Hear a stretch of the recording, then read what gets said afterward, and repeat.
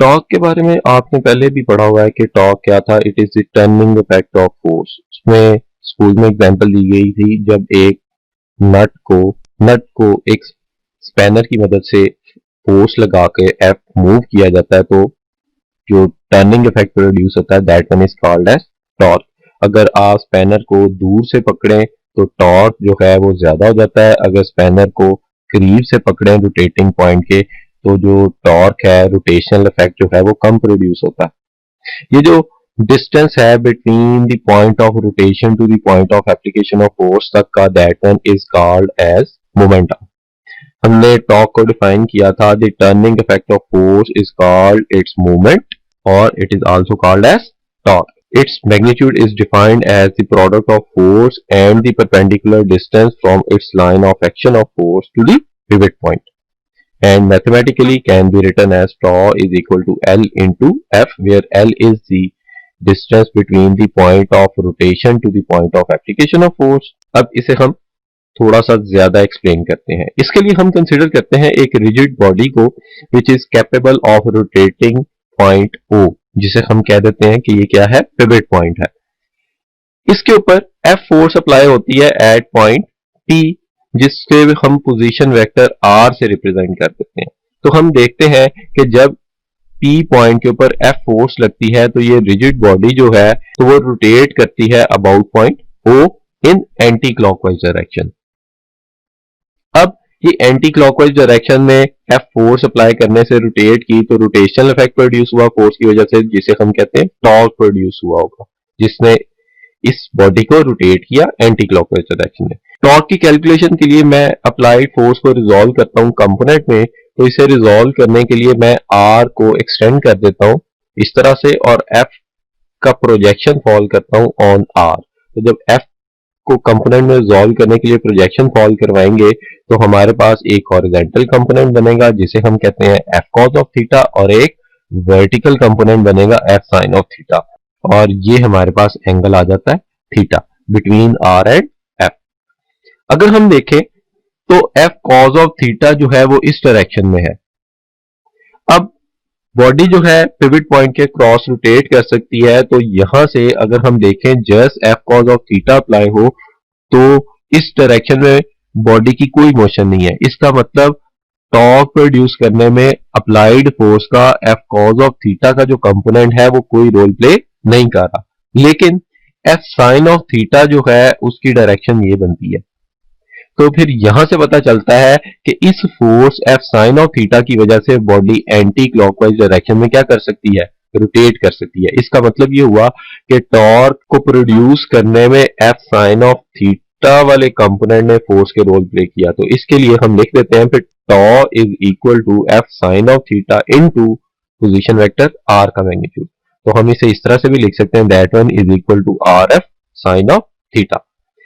इस केस में हमने F को रिजॉल्व किया कंपोनेंट्स में, लेकिन मैं अगर R को रिजॉल्व करूं कंपोनेंट्स में तो फिर क्या होगा। तो इसके लिए मैं सेम रिजिड बॉडी कंसीडर करता हूं which is capable of rotating about point O, जिसके ऊपर F फोर्स लगती है P पॉइंट पे, और R क्या है, पोजीशन वेक्टर है जो point of application of force तक का डिस्टेंस बताता है फ्रॉम दी पिवट पॉइंट।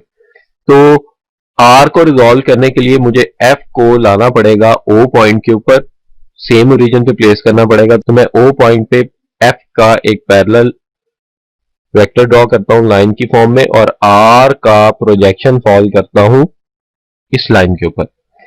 तो एक कंपोनेंट बनेगा हमारे पास R sin ऑफ थीटा जिसे हम परपेंडिकुलर कंपोनेंट कहते हैं, और एक कंपोनेंट बनेगा R और दूसरा कंपोनेंट बनेगा R cos ऑफ थीटा, और ये एंगल आएगा हमारे पास थीटा और ये क्या है 90 डिग्री।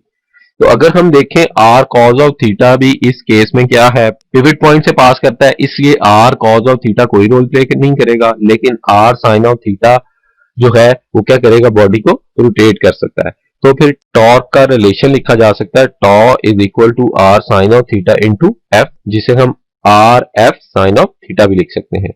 तो यहां से इक्वेशन 1 से और 2 से हमें सेम रिजल्ट मिले, तो हम टॉर्क को वेक्टर फॉर्म में लिख सकते हैं। It is the cross product of position vector R and applied force F, जिसे हम लिख सकते हैं R F sin of theta into n cap, where n cap shows the direction of torque which can be find out by right hand rule, जिसमें हमने कहा था कि rotate your right hand finger from first vector towards the second vector in shorter angle and erected thumb will show the direction of resultant torque. Torque clockwise भी हो सकता है, anti clockwise भी हो सकता है। तो हम एंटी क्लॉकवाइज टॉर्क को हम नॉर्मली पॉजिटिव लेते हैं और क्लॉकवाइज टॉर्क को नेगेटिव लेते हैं। और टॉर्क के यूनिट जो है वो आएंगे न्यूटन मीटर, क्योंकि न्यूटन जो है फोर्स के यूनिट आ गए और मीटर पोजीशन वेक्टर डिस्टेंस है तो मीटर उसके आ गए। Just as force determine the linear acceleration produce in a body, the torque acting on a body determine the angular acceleration. इसे एक्सप्लेन करते हैं। हमने पढ़ा हुआ है कि फोर्स जो है इक्वल होती है m इंटू ए। यहां से हम फोर्स जो है कह सकते हैं कि वो क्या करती है, लीनियर एक्सेलरेशन डिटरमिन करती है। इसी तरह टॉर्क का रिलेशन पढ़े जो हम नेक्स्ट में पढ़ेंगे, टॉ आई इंटू एल्फा के बराबर भी होता है, where I is the moment of inertia and alpha is the angular velocity. जो बॉडी सर्कुलर पाथ में मूव करती है या रोटेशनल मोशन में होती है उसकी एक्सेलरेशन को हम क्या कहते हैं, एंगुलर एक्सेलरेशन। तो टॉर्क जो है वो क्या डिटरमिन करता है, angular acceleration in the body जो है वो क्या करता है, फाइंड आउट करता है। नेक्स्ट है torque is the analogous of force for rotational motion if the body is at rest और rotating with uniform angular velocity the angular acceleration will be zero. In this case the torque acting on a body will be zero. यहां पे अगर हम देखें linear motion के case के अंदर अगर बॉडी रेस्ट पर हो या यूनिफॉर्म लीनियर वेलोसिटी से मूव कर रही हो स्ट्रेट लाइन में, तो एक्सेलरेशन क्या होता है, जीरो होता है, क्योंकि हमने कहा हुआ है एक्सेलरेशन क्या होता है, चेंज इन वेलोसिटी एक्सेलरेशन है। तो बॉडी अगर यूनिफॉर्म वेलोसिटी से मूव कर रही हो तो एक्सेलरेशन जीरो होता है। तो यहां पे अगर हम कहते हैं कि बॉडी या तो रेस्ट पर हो या रोटेट करे विद यूनिफॉर्म एंगुलर वेलोसिटी, तो जब एंगुलर वेलोसिटी यूनिफॉर्म होगी तो एंगुलर एक्सेलरेशन भी क्या होगा, जीरो होगा। Angular acceleration will be zero. Therefore जब एंगुलर एक्सेलरेशन जीरो होगा तो फिर टॉर्क की वैल्यू भी क्या होगी इस रिलेशन के अकॉर्डिंग, जीरो होगी। Thank you.